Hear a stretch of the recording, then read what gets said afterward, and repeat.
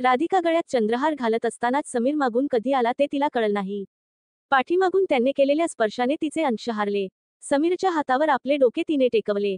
मग राधिकाच्या केसावरून अलगद हात फिरवत समीर म्हणाला, आज आमच्या राणी सरकारांच्या गालावर लाली फुलली आहे. किती सुंदर दिसतेस तू. Wow, traditional look. गप बस आता. तू आलास की मला काही सुचत नाही. इथे मला माझी नथ कुठे ठेवली ते सापडत नाही आणि तू मध्येच आलास गोंधळ घालायला. ओ हो, म्हणजे सगळा दोष माझा आहे का? तसं नाही रे, थोड्या वेळापूर्वी इथेच तर ठेवली होती पण आता आठवत नाही. तू मध्येच आलास अन कधी कुठे ठेवली ते विसरून गेले. ठेवली असशील ग इथेच कुठेतरी, शोध सापडेल. असं बोलून समीर निघून गेला. अरे सापडेल काय, जरा शोधण्यासाठी मदत केली असती तर काय बिघडलं असतं का? राधिका वैतागून बोलत होती. राधिका, आवर लवकर, खाली सगळे वाट पाहत आहेत तुझी. आज कालच्या मुलींना तयार व्हायला तासनतास काढतात. सासूबाई हॉलमधून तिला आवाज देत होत्या. राधिका मात्र काहीच उत्तर देत नाही असे पाहून सासूबाई तिच्या रूम मध्ये आल्या. काय ग, किती वेळ हाक देते तुला? तोंड धरलं की काय? मला अगोदरच गुडघ्याचा त्रास होतो आणि जिना चढून तुझ्यापर्यंत यावे लागले. लोक खोळंबली आहेत आणि तू नट्टापट्टा करत बसलीस. अहो आई, माझी नथ सापडत नाही आहे, आत्ताच तर इथे ठेवलेली. कुठे गेली कोण जाणे, राधिका सांगत होती. मात्र सासूबाईचा पारा चढला, त्यामुळे त्या वैतागून बोलल्या, तुझी नथ इथे ठेवली तर काय आभाळाने खाल्ली, काय या रूमने गिळली? काय नखरे चालले तुझे, या वयात इतकं विसरतेस, मग पुढे कसं होणार? असं रागात बोलत त्या निघून गेल्या. आता राधिकाला स्वतःचा राग यायला लागला. सासूचा गळा आवळावा असा विचार मनात डोकावू लागला. मग शेवटचा प्रयत्न म्हणून बेडवर असलेल्या सगळ्या वस्तू तिने फेकून द्यायला सुरू केली. टॉवेल उचलला तशी नथ खाली पडली. तिला खूप बरं वाटलं. अरे आपणच तर टॉवेलला नथ लवकर सापडावी म्हणून बांधून ठेवली होती आणि अगदी विसरून गेले. ती आपल्या विसराळूपणाचा विचार करत असतानाच सासूबाईंनी पुन्हा हाक दिली, राधिके, आता तुझ्यासाठी आरती घेऊन येऊ का ग? अहो आई, आलेच. या म्हातारीचा काहीतरी बंदोबस्त करायला हवा, असं तिच्या मनात आलं. दुसऱ्याच क्षणी ती पळत पळत हॉलमध्ये आली. खाली सर्व मंडळी तिची वाट पाहत होती. सगळीकडे फुलांची आरास होती. पाळणाही सुरेख सजवला होता. जणू कृष्णाचा जुला कारणही तसेच होते. तिच्या गोंडस लेकाचा आज बारसा होता ना. घरातील सर्व कुटुंब खुश होते. राधे, आज लय भारी वाटतेस अग. तुझ्या नाकात नथ असती तर त्या बाद बाळाच्या जन्मानंतर तुझ्या चेहऱ्यावर खूपच ग्लो आला बघ राधिका. शमिका राधिकाच्या कानात कुजबुजली. अरे देवा, आपण ज्या नथीसाठी इतका वेळ दवडला तीच गोष्ट नेमकी राहिली. ओह नो, असंच होतं नेहमी नेहमी. या नथीसाठी सासूबाईचे बोलणं ऐकून घ्यावं लागलं आणि ती जेव्हा सापडली तर नाकात घालायची राहिली. आता मात्र राधिकाला चुटचुट लागून राहिली. मनातल्या मनात ती स्वतःवर चिडचिड करू लागली. बारशाचा कार्यक्रम नीट पार पडला. सगळं आवरेपर्यंत रात्रीचे 11 वाजून गेले. बाळ मात्र शांत झोपी गेले. खुशी म्हणजेच मोठी लेक, तिची काही झोपण्याची लक्षणे दिसत नव्हती. राधिकाचा मोबाईल घेऊन काहीतरी गेम आणि कार्टून पाहत होती. राधिकाला मात्र झोप येत होती. सकाळपासून पाहुण्यांची रेलचेल असल्यामुळे राधिकावर कामाचा ताण पडला होता. त्यात पुन्हा नथपुराण, या सगळ्यामुळे ती खूप दमली होती. कधी एकदाची पाठ टेकते असे तिला झाले होते. खुशी, राजा बाळ झोपलं ना? मोबाईलच्या आवाजाने तो जागा होईल. चल, तू पण झोप. राधिकाने खुशीच्या केसांना कुरवाळत सांगितलं आणि हळूच गालाचा गोड पापा घेतला. खुशी पण मम्माकडे पाहून गोड हसली व पुन्हा मोबाईलवर कार्टून पाहू लागली. त्यामुळे राधिकाला खुशीचा इतका राग आला की राधिकाने ताडकन जाऊन तिच्याकडचा मोबाईल खेचून घेतला. कार्टे, तुला मघापासून सांगते, ठेवून दे तो फोन आणि झोप जाऊन, तर हसून दाखवतेस मला. मी काय वेडी आहे? चल अगोदर, नाही तर तुझा आता जीव घेईन. असं म्हणत साधिकेने खुशीच्या बखोटीला जोरात पकडलं आणि तिला जागच्या जागी उभं केलं. वर असा काही जोराचा धपाटा दिला की बिचारी घाबरलेली पो अंगाचं मुटकुळं करून बेडवर तशीच झोपली. काही वेळाने तिने खुशीकडे पाहिलं. तिला तसं झोपलेल्या पाहून राधिकेला ढसाढसा रडू आलं. तिने दरवाजा बंद केला आणि आपण भरपूर रडली. नंतर खुशीपाशी आली. झोपलेल्या पोरीच डोकं आपल्या मांडीवर ठेवले. मग खूप वेळ तशीच बसून राहिली. तोपर्यंत पारस जागा झाला. त्याच्या रडण्याने ती भानावर आली. त्याला छातीशी धरलं, पट्ट्याने व्यवस्थित दूध पिलं आणि क्षणात गाढ झोपी गेला. आता राधिकालाही झोप येऊ लागली. अगं बाई, सूर्य डोक्यावर आला तरी झोपून आहेस तू? रात्री लवकर झोपलीस? अजून का उठता नाहीस? समीरला ऑफिसला जायला वेळ होतो, निदान पोळी भाजी तरी देशील की नाही? की आज पण हॉटेलवारी? तुझ्या लग्नाअगोदर मी त्याला कधीच ते हॉटेलचं तेलकट मसालेदार खायला भाग पाडलं नाही. कायम घरचा डबा असायचा. आता कसाबसा आठवड्यातून 2 वेळा डबा नेतो तो. ते हॉटेलच खाऊन बिचाऱ्या माझ्या पोराचं पोट बिघडलंय. तो तरी काय करणार? दुपार होईस्तोवर झोपल्यावर डबा काय ऑटोमॅटिक तयार होणार का? आणि म्हणते कामापुढे वेळ मिळत नाही. मी पण 3 पोरांना जन्म दिला. सासू सासरे नवरा सगळ्यांचं सगळं उरकायचं. आणि आता यांना कामवाल्या बाया लावून 2 माणसांचे जमत नाही. सासूची सकाळीच कटकट चालू झाली. त्यांचा एक शब्द राधिकेच्या डोक्यात जात होता. आता तिला स्वस्थ बसून राहावे ना. तडक उठून आली. इन्स्टंट कांदा पोहे तिने झटपट बनवले आणि लगेच समीरला हाक दिली. समीर, पोहे तयार आहेत, खाऊन घे. समीर ऑफिसला जाण्यासाठी तयार झाला होता. तो फार घाईत होता असं त्याच्या हालचालीवरून दिसत होते. मला उशीर होतो, आता मला काही नको, समीर उपरोधाने म्हणाला. ठीक आहे, असं म्हणून राधिका ही आपल्या कामाला लागली. तिला आता सासू आणि नवऱ्याचाही खूप राग आला होता, पण काही न बोलता ती शांतपणे कणिक भिजवत राहिली. इकडे समीर मात्र सोप्यावर बसून चहाची वाट पाहत राहिला. ये बाई, आता ते पोहे की काय ते देते ना? काय अजून लेट करणार आहेस? असे सासूने म्हणताच राधिकाचा इतका वेळ दाबून ठेवलेला राग मुसंडी मारून बाहेर आला. किचनमधून तिने गरम चहाचा कप सोप्याच्या दिशेने फेकला. हॉलमध्ये, भिंतीवर, दरवाजावर चहाचे डाग पडले. कप फुटून चहा ठिबक सिंचन झाला. सोफा, टेबल, भिंत, दरवाजा इथून ठिबकू लागला. समीरने एक त्रासिक नजर राधिकावर टाकली. सासूबाई मवाळ झाल्या. अगं चहा का फेकते? काय झालं तुझं? त्याला उशीर झाला असं सांगतो तो, तूच लेट करतेस त्याला. चहा तयार केलास तर दे ना त्याला. तिच्या या बोलण्यावर राधिकाचा संताप अनावर झाला. हे बघा आई, आमच्या दोघांच्या बोलण्यात तुम्ही मध्ये पडू नका.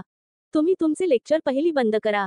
आणि तुम्हाला ऐकू येतं ना 7 मिनिटापूर्वी चहा पोहे प्लेटमध्ये वाढून समीरला नाश्ता आणू का, असं विचारलं होतं तर तो नको बोलला. उशीर झाला म्हणाला. मग मी काय करणार? काय करायला हवे होते? चहापोहे घेऊन समीरला भरवायला हवे होते का? मी माझ्या पुढच्या कामाला लागले. कारण दुपारी तुमचा स्वयंपाक वेळेवर होणे अपेक्षित असतो, नाहीतर तुमची ऍसिडिटी वाढते. असं तुम्ही सांगत असता. तुमचं जे आत्ता सारखं उलटसुलट बोलणं, ते नेहमीच मी ऐकत आले. इतकाच जर मुलाचा पुळका आला होता तर तुम्ही पोहे बनवले असते तर बिघडले असते. लहान बाळाचं बघायचं, मुलाचं मीच करायला हवं. रात्रीची जागरण देखील मीच करायची. तुमच्या सगळ्यांचा स्वयंपाक, घर आवरणं, प्रत्येकाची आवड निवड, सगळं मीच करायचं. आणि एखादा दिवस थोडासा उशीर झाला तर ठेवणीतलं बोलणं ऐकायचं. कंटाळा आला मला या सगळ्याचा. त्यानंतर राधिकाची बराच वेळ अशी चिडचिड चालू होती. या सगळ्या धावपळीत पारस जागा झाला व मोठ्याने रडू लागला. त्याच्या रडण्याने तिला आता वैताग आणला. त्याला पाळण्यातून काढून जोरात जमिनीवर आपटावा, इतका तिला त्याचा राग आला. रागातच ती त्याच्याजवळ आली. तिला पाहून तोही रडायचा थांबला. त्याची ती गोड छबी पाहून राधिकाचा राग कुठच्या कुठे पळाला होता. अरे आता आपण काय वाईट विचार केला? छे, पारसला जमिनीवर आपटाव, असा विचार मनात येतोच कसा? मी आई आहे त्याची. माझ्या मुलाच्या मी असा विचार करू शकते? इम्पॉसिबल. काय होते मला? मी अशी कशी अविचारी? या सगळ्या जाणीवेने ती खूप घाबरली. तिचे अंग थरथर कापू लागले. डोळे पाण्याने भरले. विचाराने तिचे डोके भणभणू लागले. राधिका पारस जवळ गेली. त्याला पाळण्यातून उचलला. त्याला भूक लागली होती. त्याची तिला पूर्ण जाणीव झाली होती. तिने लगेच त्याला छातीजवळ धरला. थोड्याच वेळात पारसच पोट भरताक्षणी तो हसू लागला. आता मात्र ती थोडी सुखावली. संध्याकाळी समीर घरी आला तेव्हा तो काहीसा गुस्स्यातच होता. सकाळच्या प्रकरणाचा किडा बहुतेक डोक्यात होता. राधिकाने गरमागरम फेसाळणारी कॉफी समीरसाठी बनवली. त्याच्यापुढे कॉफीचा मग नेत ती समीरला म्हणाली, सॉरी, मी असं वागायला नको होतं, तरी पण काय करू, अलीकडे माझी खूप चिडचिड होते. प्लीज ही कॉफी घे. समीरने काही न बोलता तिच्या हातातला भरलेला मग घेतला व शांतपणे कॉफी पिऊ लागला. कॉफी पिऊन झाल्यावर कप तिथेच सोडला व मोबाईलवर गेम खेळत बसला. राधिकाला वाटले समीर आपली विचारपूस करेल. अलीकडे जास्त चिडचिड का करतेस? तुला कामाचा थकवा येतो का? वगैरे प्रश्न विचारले, पण कुठं काय? यातलं काहीच नाही. उलट त्याच्या त्या बेफिकीर मोबाईल गेम खेळण्याने तिच्या शांततेचे परिवर्तन रागात होऊ लागलं. स्वतःच्या रागावर आवर घालून राधिकाने आपल्याला रात्रीच्या स्वयंपाकाच्या कामात गुंतवून घेतलं. सहज राधिकेने देवघरात डोकावून पाहिलं. तिन्ही सांज होऊन गेली तरी देवाजवळ दिवा लावला नव्हता. सासूबाई आरामात फोनवर बोलत बसल्या होत्या. कधी राधिकाला थोडा जरी उशीर झाला तरी त्या सुनवतात, तिन्ही सांजेला दिवा लावायलाच हवा. आपण मात्र आज तासन तास लेकीबरोबर फोनवर गप्पा मारत बसल्यात. उद्या लेक माहेरपणाला येणारच, मग एवढं काय बोलत बसायचं? दिवा लावला असता तर काय हात मोडले असते? पुन्हा राधिकाची चिडचिड चालू झाली. मुलांना उन्हाळी सुट्टी लागल्याने आज नंदाताई म्हणजेच नणंद आपल्या 2 मुलांना घेऊन 2 महिन्यासाठी माहेरी एन्जॉय करण्यासाठी येणार होती. इथे काही काम न करता बसून खायला मिळतं, मग काय झालं हातपाय पसरायला? राधिका आहेच की त्यांची सेवा करायला. असे एक ना अनेक विचार आज सकाळपासून राधिकेच्या मनावर आरूढ झाले होते. साफसफाई, नाश्ता, मग पोरांच्या आंघोळ्या, त्यांचं खाणं पिणं, स्वयंपाक करा, नणंदेच्या सरबराईत स्वतःला गुंतून घेणं, तिची तिखट 2 पोळं, ती 2-2 मिनिटांनी खाण्याच्या ऑर्डर करणार, ते नेऊन अथवा बनवून देणे, त्यांनी टीव्ही पाहण्याच्या बहाण्याने केलेला पसारा काढणं. आता या भल्या मोठ्या लिस्टने डोकं दुखू लागलं. राधिकाने किचनच्या ओट्यावर जोरात स्वतःचाच हात मारला. हाताला चांगल्या झिणझिण्या आल्या. काय करणार, हे सगळं तर करावंच लागणार होतं. दुपारी 12 वाजता नणंदबाईंचे खट्याळ पोरांना घेऊन आगमन झालं. आल्याबरोबर ऑर्डर सोडली, राधिका कैरी असेल तर थंडगार पंध बनव. पण राधिकाने अगोदरच पंध बनवून ठेवलं असल्यामुळे तिने ते फ्रीजमधून काढून घेतलं. नंदाताई हातपाय धुवून घेते तोपर्यंत ग्लासमधून भरून तिच्यासमोर पेश केलं तशी नंदाताई खुश झाली. पन्ना पित असताना ती पारसच्या खोलीत गेली. पारसने शी केली होती ते तिने पाहिले आणि राधिकाला बोलावले. राधिका, बाळाकडे तू वेळेत लक्ष देत नाही का ग? बाळाची शी सू, त्याचे औषध, खाणं पिणं याकडे वेळीच लक्ष द्यावे. काय करत असते कोण जाणे. आम्हाला सुद्धा 2 मुलं झाली, मी त्यांचं लक्षपूर्वक करायचे. दिवसभर कामात व्यस्त असल्यासारखे भासवतेस. असा कोणता डोंगर परतून घालतेस ग? नुसता स्वयंपाक तर करतेस. अहो ताई, मी आता त्याला पाहायला जाणारच होते, पण तुम्हाला पण करायला गेले. लगेच तुमच्या आर्या, निशांतने नूडल्स बनवायला सांगितले. राधा जमेल तितक्या शांतपणे बोलत होती. अगं बाई, म्हणजे माझ्या पोरांसाठी नूडल्स करायचा तुला त्रास वाटतो तर? बाई बाई, तरी मी आईला सांगत होते येत नाही म्हणून. 4 दिवस माहेरी सुखात राहीन, हे माझ्या नशिबातच नाही बहुतेक. सासरी 10 माणसांचा स्वयंपाक केला मी, पण कधी या कानाच त्या कानाला समजलं नाही. इथे साध्या नूडल्स कराव्या लागतात म्हणून केवढा त्रागा. असे असेल तर उद्याच निघते मी घरी जायला, नंदाताई राईचा पर्वत करून सांगत होत्या. अगं नंदे, कुठे जायचं नाहीये तू. हे घर तुझं पण आहे म्हटलं. तुला वाटेल तेव्हा तू माहेरी येऊ जाऊ शकतेस. कोणी अडवू शकत नाही. आणि तू काम बिम करायची गरज नाही. सासरी काम करतेस ना, मग इथे 2 घास खा सुखाने. माझ्या 2 नणंदा सुट्ट्या लागल्या की एप्रिलमध्ये यायच्या, त्या सरळ जूनला जायच्या. त्यांचे नवरे मुलं हा गोतावळा. मी पहाटे उठून सगळ्यांच्या आवडीचे पदार्थ बनवायची आणि आता ही काय वाकड तोंड करून असते. कधी काय सांगितलं तर बाळाचे हे करायचं आहे अन ते करायचं हेच उत्तर असतं. बरं, इतकं करून त्या पोरांचं पण नीट बघत नाही. आज काय डोकं दुखत, तर कधी पोट दुखत, कधी ताप येतोय आणि काय न काय. तरुण वयात कसली दुखणी आली हिला कोण जाणे.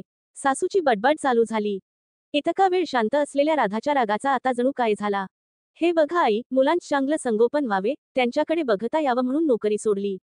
तर तुम्ही मला घरच्या कामाला जुंपले. लोकांच्या सुना बघा, त्यांच्या छोट्या मुलांना सासूकडे ठेवून नोकऱ्या करतात. आणि त्या आजी आपल्या नातवंडांना न कंटाळता छान सांभाळतात.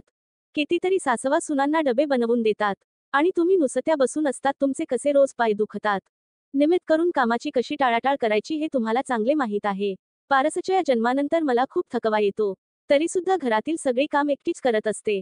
तरी तुम्हाला केले पण नाही. राधिका रागाने बोलता बोलता रडू लागली. मोबाईलची रिंग वाजली आणि ती थोडी शांत झाली. काव्या वहिनीचा फोन होता. नात्याने वहिनी लागत असली तरी खरी जीवाभावाची मैत्रीण होती. दोघीही सारख्याच वयाच्या, त्यामुळे ननंद भावजय नाहीच मुळी. हो मैत्रिणी. यात सगळं श्रेय काव्याला जात, कारण काव्या मुळी होतीच तशी लाघवी स्वभावाची. 2 वर्षापूर्वी धाकट्या भावाशी लग्न करून काव्या घरात आली आणि घरातली जणू मुलगीच बनली.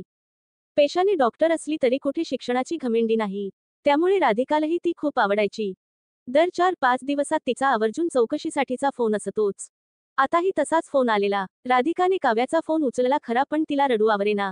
हॅलो म्हणताच ती रडू लागली. काव्या तिला काय झालं म्हणून विचारतात राधिकाला जास्तच रडायला आल. प्रकरण खूप गंभीर आहे हे समजायला काव्याला वेळ लागला नाही.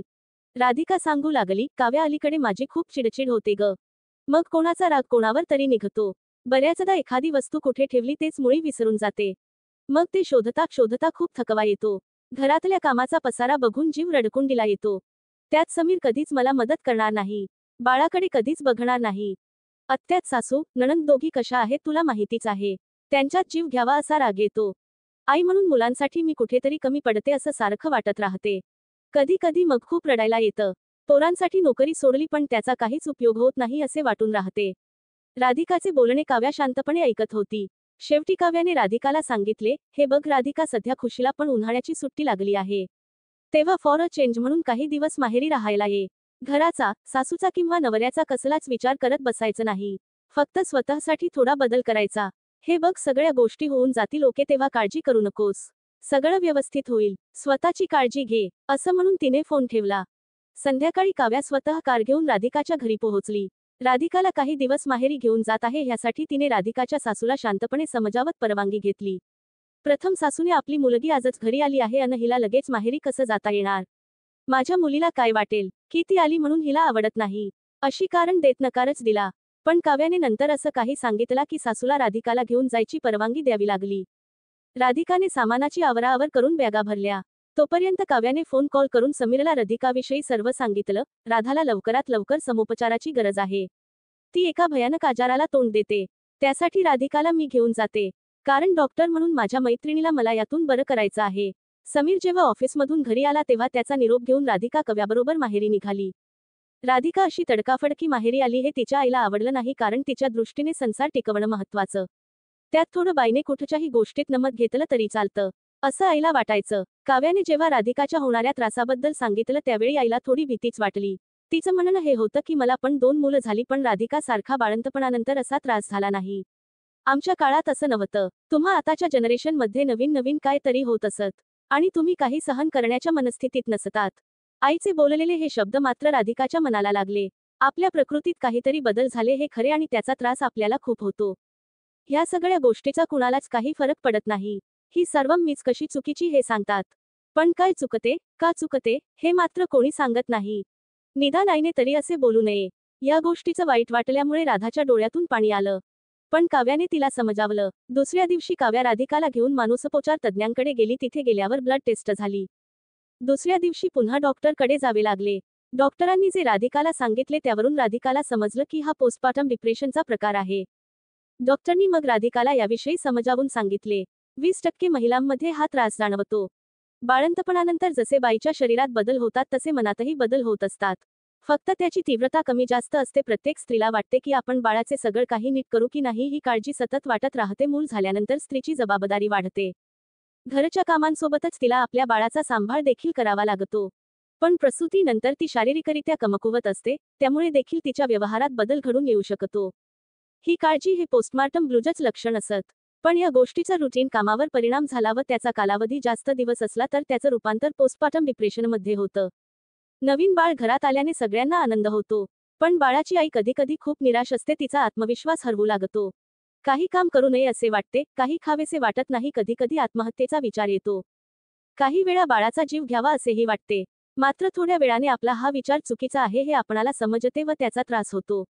आपणच आपला तिरस्कार करतो. नेमकं काय होतं हे आपल्याला समजत नाही आणि दुसरी व्यक्ती समजून घेत नाही. त्यापेक्षा आपण असं म्हणू, आपल्याला त्या व्यक्तीला समजावून सांगता येत नाही. तुमच्या बाबतीत नेमके हेच होतंय. हे बघा राधिका, तुम्हाला तुमच्या बाळाची सतत काळजी वाटते, पण त्याच जेव्हा करावं लागत तेव्हा राग येतो. तुमची मुलगी 5 वर्षाची आहे. अर्थात ती पण लहान असल्याने तिलाही आई हवी असते. मग ती तुमच्याजवळ मस्ती, हट करणार.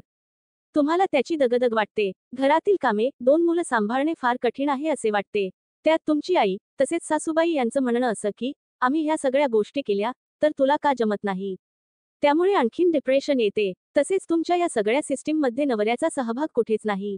तुमच्या पतीचीही मुलांबाबत मदत असती तर खूप गोष्टी आटोक्यात आल्या असत्या.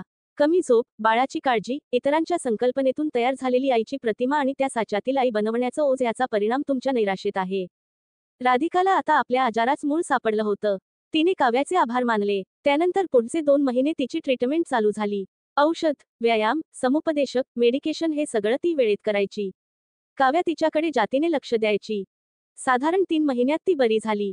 यामधल्या काळात सर्व गोष्टी राधिकाच्या सासूबाईंना सांगितल्या होत्या, त्यामुळे त्या अनेक वेळा राधिकाला पाहायला यायच्या. समीर तर आठवड्यातून 2दा तरी राधिकासाठी यायचा. रविवार असला की संपूर्ण दिवस राधिकासोबत घालवायचा. बाळाला सांभाळायचा. आजही रविवार असल्याने समीर सकाळीच आला. राधिका समीरबरोबर तिच्या घरी जायला निघाली. अगदी रिफ्रेश होऊन. पारस झोपी गेला होता. त्याला त्रास व्हायला नको म्हणून समीरही अगदी स्लो ड्राईव्ह करत होता. घरी पोहोचताच सासूबाई आणि नंदाताई ताट घेऊन दारात उभ्या होत्या. कारमधून राधिका, समीर, पारस आणि खुशी उतरले. एक परिपूर्ण कुटुंब आनंदाने आपल्या घरकुलाच्या दिशेने चालू लागले. सासूबाईंनी भाकर तुकडा चौघांच्या वरून ओवाळून टाकला आणि नंदाताईने राधिकाचे औक्षण केले. राधिका, आम्हाला माफ कर. मुळात हे असं काही असतं हेच मला माहीत नव्हतं. माझी मोठी बहीण त्या काळात, म्हणजे साधारण 45 वर्षापूर्वी 5 बाळंतपण झाली तिची. वर्ष 1.5 वर्षाच्या अंतराने प्रत्येक दुसऱ्या मुलांचा जन्म झाला. खूप अशक्त झाली होती. सारखी झोपून राहायची. जेवायला गेली की भूक नाही म्हणायची. मुलाला दूध पाजायची नाही. दूध का दिलं नाही विचारलं तर तो पित नाही हेच उत्तर ठरलेलं असायचं. बाळंतपणानंतर अशक्तपणा येतो एखाद्याला असं समजून आम्ही सगळ्यांनी दुर्लक्ष केलं तिच्याकडे. त्यानंतर काही दिवसातच तापाच निमित्त होऊन गेली बिचारी, कायमची सगळ्यांना सोडून. पण तिच्या वेदना आज मला समजल्या. सासूबाई व्याकुळतेने बोलत होत्या. मुली, तुझ्या बाबत मी तेच केलं. तुझी बदललेली मानसिकता, तुझ्यात अचानक आलेलं चिडकेपणा याकडे कानाडोळा करून तुला दोष देत बसले. चुकलंच माझं. आई, तुमच काहीच चुकलं नाही. हा आजार गरीब श्रीमंत, सुशिक्षित अशिक्षित असा भेदभाव न करता कोणालाही होऊ शकतो. फक्त त्याची तीव्रता कौटुंबिक वातावरणावर अवलंबून असते. मी सुद्धा वेळीच तुम्हा सगळ्यांना मला होणारा त्रास सांगितला असत तर. पण आयुष्याच्या या वळणावर हे असं काही असतं हे मलाही माहीत नव्हतं. या सगळ्यात काव्या माझ्यासाठी देवदूत ठरली. प्रताधिकार शिल्पा देसाई नाईक.